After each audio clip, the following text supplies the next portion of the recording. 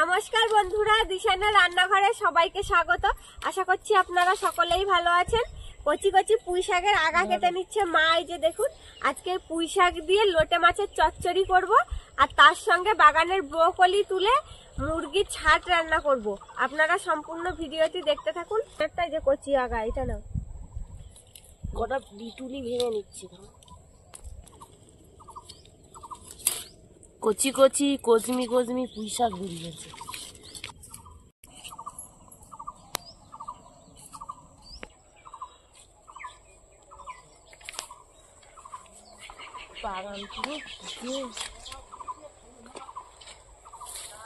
দূরে কত বড় হয়েছে দেখো ব্রোকলিটা। বাবরে বাপ, 1 কেজি ওজনের, 1 কেজি থেকে বেশি হবে। গলা কেটে নেবো, পিঠা কেটে নেবো।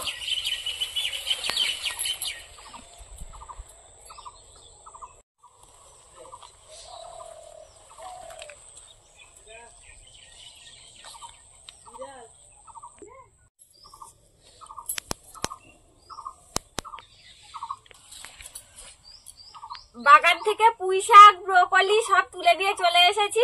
প্রথমে আমি পুঁই শাকগুলো কেটে দিচ্ছি, তারপরে ব্রোকলি কেটে দেবো। আর আমি এদিকে লোটে মাছগুলো কেটে নিচ্ছি।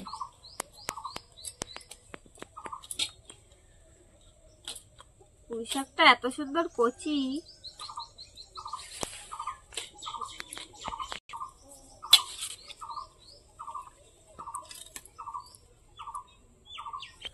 লোটে মাছগুলো আজকে মাঝারি সাইজে, একটু টাটকা আছে। হ্যাঁ, টাটকা আছে ভালো।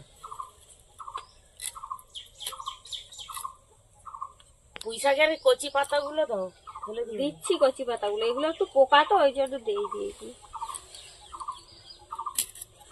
যেগুলো নেয়ার মতো সেগুলো দিচ্ছি।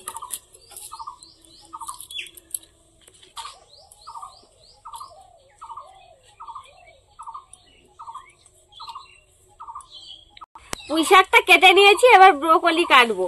কত বড় হয়েছে ব্রোকলিটা দেখুন। এত বড় হয় না বাগানে, এখনো আমাদের হয়েছে যতবার, এত বড় হয়নি। এটা অনেক বড় হয়েছে।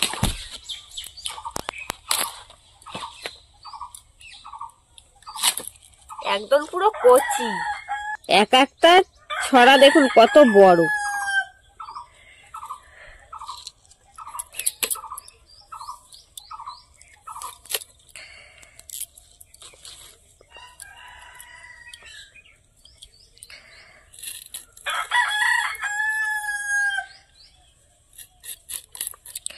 এরকম বড় বড় ডাঁটাই রাখবো, ডাঁটাগুলো পুরো কচি।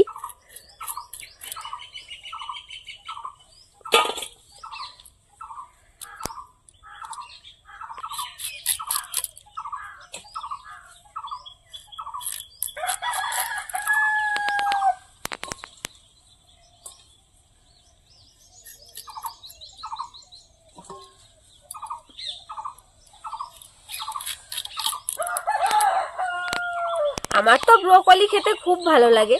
আপনারা কারা কারা পছন্দ করেন কমেন্ট করে বলবেন।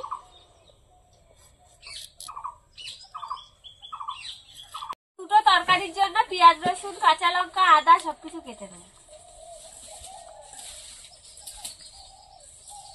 আর আমি উনুনটা ধরিয়ে নিচ্ছি।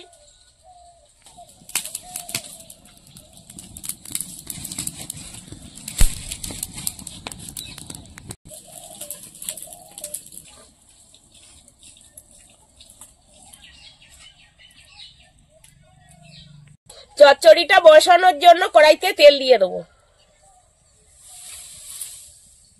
তেলের মধ্যে শুকনো লঙ্কা কেটে দিয়েছি,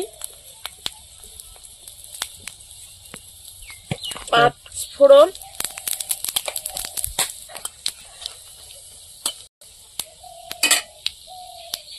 পেঁয়াজের কুচি,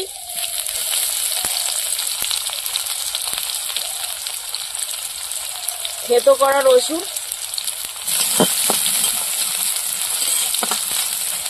পেঁয়াজ রসুনটা ভাজা হয়ে গেছে। এবার লোটে মাছ দিয়ে দেবো।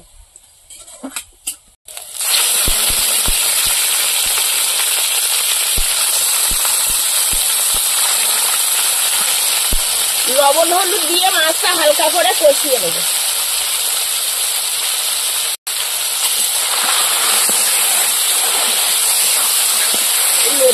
শুধু জল বেরোবে।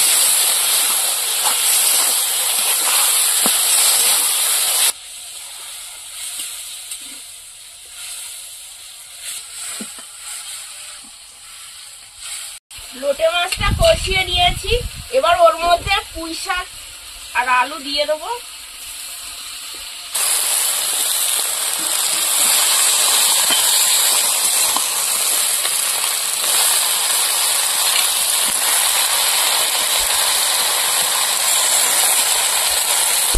পুঁই শাকগুলো ভালো কচি কচি পুঁই শাক। এবার কাঁচা লঙ্কা ছেঁড়াগুলো দিয়ে দেবো। এবার লবণ হলুদ দিয়ে দেবো।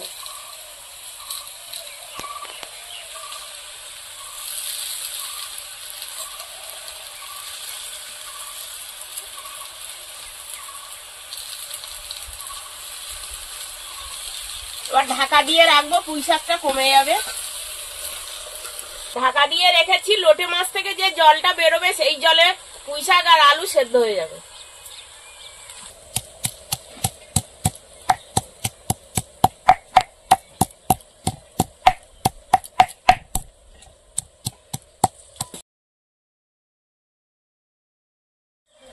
কিছুক্ষণ পর পর এরকম ঢাকা দেবো, তুলবো আর নাড়াচাড়া দিয়ে নেবো, না হলে তলায় লেগে যাবে। পুঁই শাকে দেখুন কতটা জল বেরিয়েছে, মাছের জলে সবজি রান্না হয়ে যাবে।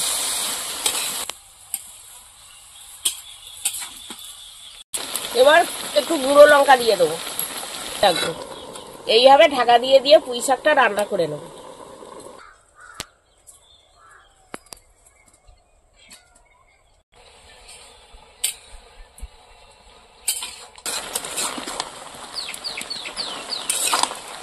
পুঁই শাকটা কমে গেছে, দেখেছো নরম হয়ে গেছে সব। নতুন আলু তাড়াতাড়ি সেদ্ধও হয়ে যাবে।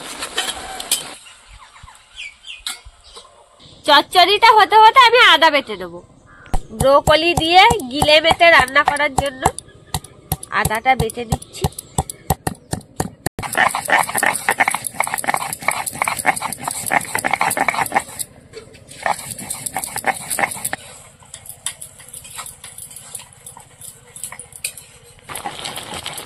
আজকের পুঁই শাক দিয়ে লোটে মাছ যা রান্না হয়েছে, যা লাগবে।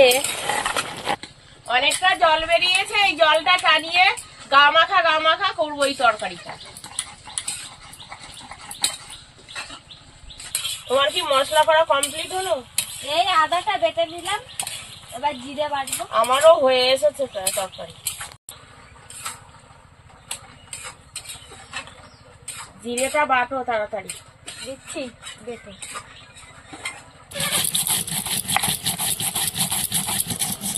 এবার জিরে বাটা দিয়ে দেবো। জলটা টানিয়ে এসেছে,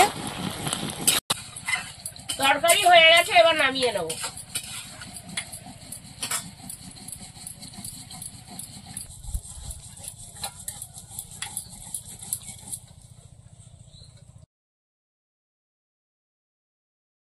এটা রান্না হয়ে গেছে, এবার ব্রোকলি রান্না করার জন্য কড়াইতে তেল দিয়ে দেবো।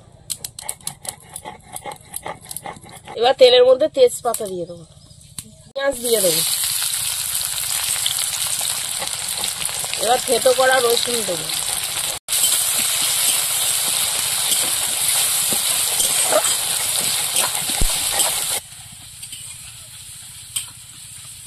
কাঁচা লঙ্কা ছেঁড়া আর টমেটো কুচি।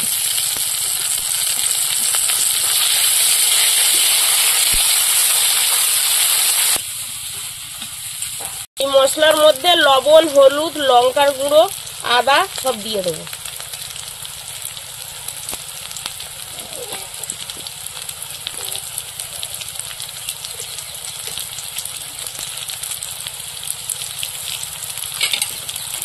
এবার মশলাটা ভালো করে কষিয়ে নেব।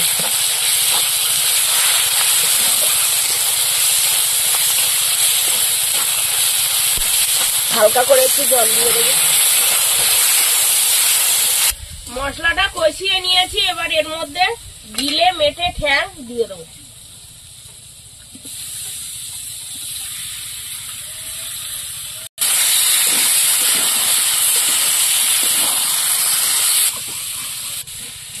মেটে ঠের ঢাকা দিয়ে দিয়ে ভালো করে কষিয়ে নেবো।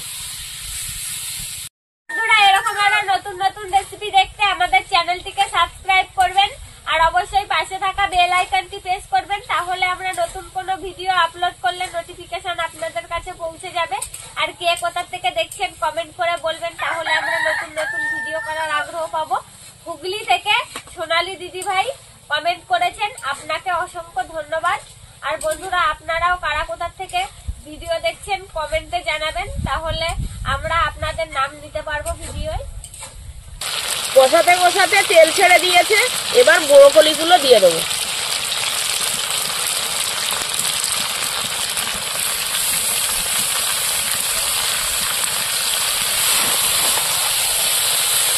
এগুলো সব একসাথে ভালো করে একটু কষিয়ে নেব।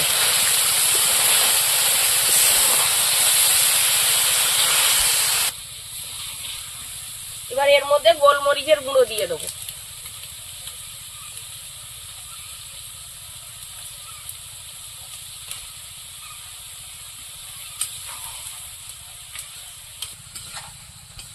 ব্রোকলিটা কাঁচা যতটা সবুজ, তরকারির মধ্যে দিলে সবুজ কালারটা আরো সবুজ হয়ে যায়। বলো, দেখো কত সুন্দর সবুজ হয়ে গেছে।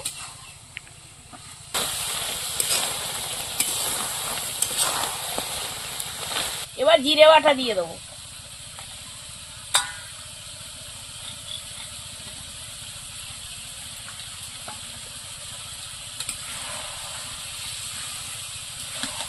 জিরে বাটা দিয়েছে, একটু নাড়াচাড়া দিয়ে দেবো। এবার জল দিয়ে দেবো। এবার তরকারিটা ফুটিয়ে নেব।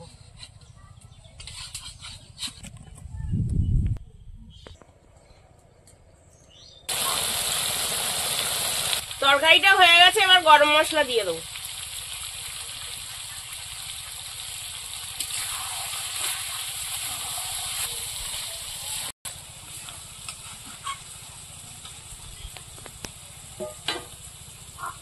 নামিয়ে নেব।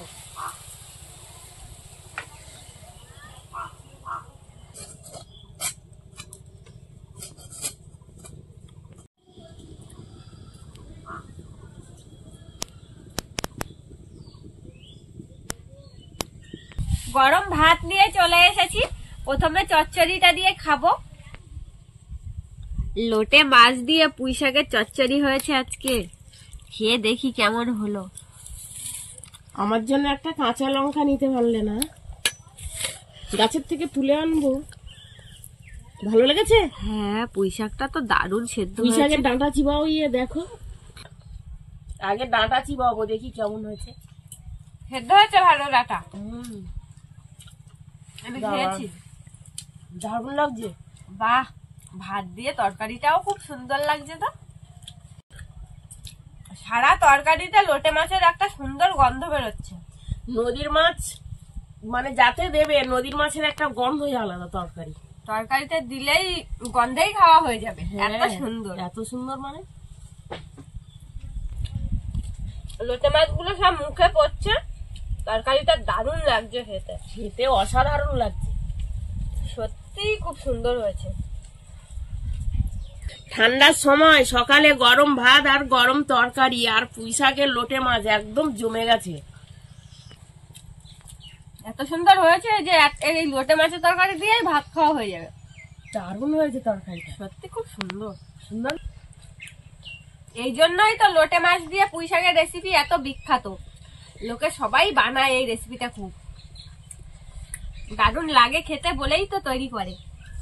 চিংড়ি মাছ দিয়ে পুঁই শাক রান্না করলে তার স্বাদ একটা আলাদা, আর লোটে মাছ দিয়ে দেখেছো দারুণ লাগছে। দারুণ লাগছে মানে কোনো তুলনা হবে না।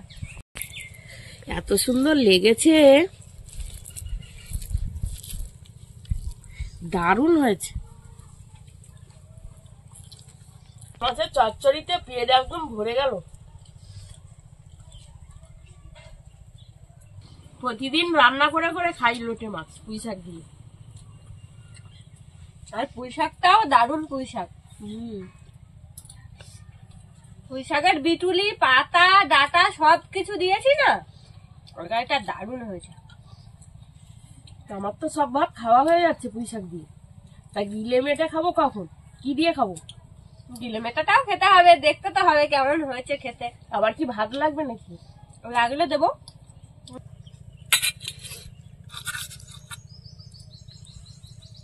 এবার ব্রোকলি আর গিলে মেটে খেয়ে দেখি কেমন হয়েছে।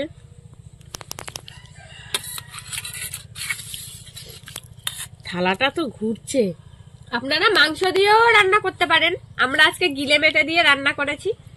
খেয়ে দেখো কেমন। ব্রোকলির ডাঁটাটা দেখো সেদ্ধ হয়েছে না? হ্যাঁ, একদম পুরো গলে যাচ্ছে, সেদ্ধ হয়ে গেছে। ব্রোকলি দিয়ে ভাতটা মেখে খেয়ে দেখি আগে কেমন হয়েছে। দারুণ হয়েছে। মুরগির ফ্যান খুব সুন্দর লাগছে ব্রোকলি, লাগছে না? খুব সুন্দর হয়েছে। তরকারিটা দেখতে তো চিলি চিকেনের মতন লাগছে, দেখতেও যেমন সুন্দর হয়েছে, খেতেও খুব সুন্দর হয়েছে। সেটা একদম ফাটাফাটি। আমি আর কথা বলতে পারছি না, খাবো না কথা বলবো। আর ব্রোকলিটা এত সুন্দর সেদ্ধ হয়েছে, ডাটা ডাটা গুলো।